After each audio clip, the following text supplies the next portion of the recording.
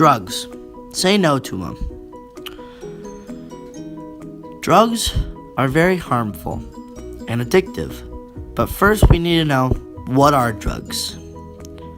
Drugs are a medicine or substance that has an effect on the body when ingested or entered into the body in some other way.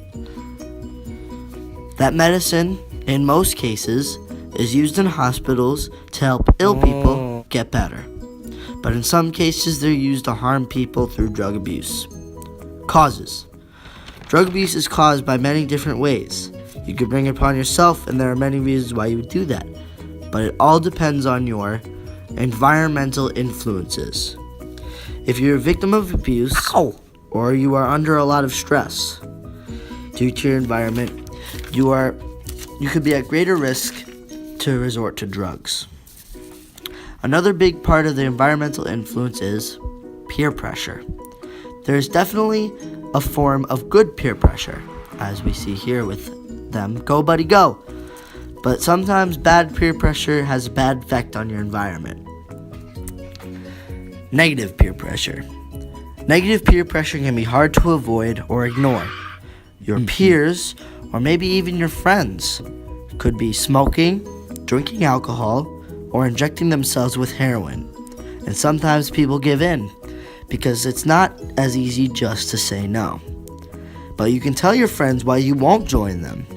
Like, you don't need drugs to have a good time, or that drugs are very harmful and have a dangerous effect on your body. By explaining yourself to your friends, you are saving yourself from drug abuse or addiction, and if your friends listen to you, you could be saving them from a lot of harm and danger. Now, say you're a bystander, and you're not the victim, and you notice your friend is acting different and has been hanging around with people you haven't seen before. There are some signs to look for, like bloodshot eyes, extreme weight loss or gain, and also slurred speech. But that's just a few, there are many more. If you notice any of these in your friends, make sure you talk to someone about it. Diagnosis. If you believe someone to have a drug or addiction problem, you should first go see a doctor. And if the doctor suspects something, then they will send you to a specialist. And the specialist will do some blood tests to see if the substance is still circulating in your body. Here's the substance still in the blood cell.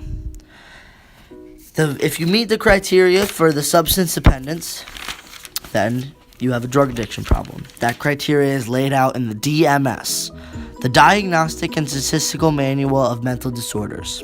The list is very long, but you need at least 3 of the items on the list to qualify. Some of the items are tolerance, withdrawal symptoms, and signs of trying to stop or cut down, but there are much more. Treatment. Now, identifying and diagnosing this disease is pretty easy, but treatment is not as easy. Because drug addiction is a chronic disease, you can't just stop for a few days and it'll be cured.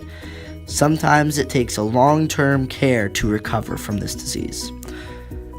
That treatment must help the person to stop taking drugs and to stay away from drugs, all in all, and to be productive in the family, at work, and in the community.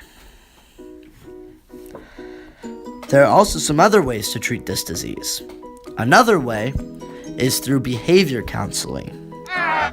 And another one is also you can detoxify your body, and that's basically just flushing out the drug from your body.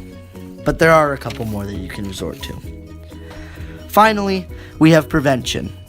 Now, the easiest thing to do is just stay away from drugs, but that might not always be the easiest thing for many people to do. The one way is to inform your friends and family about drugs. And for parents, make sure you set a good example for your kids. And say no to drugs.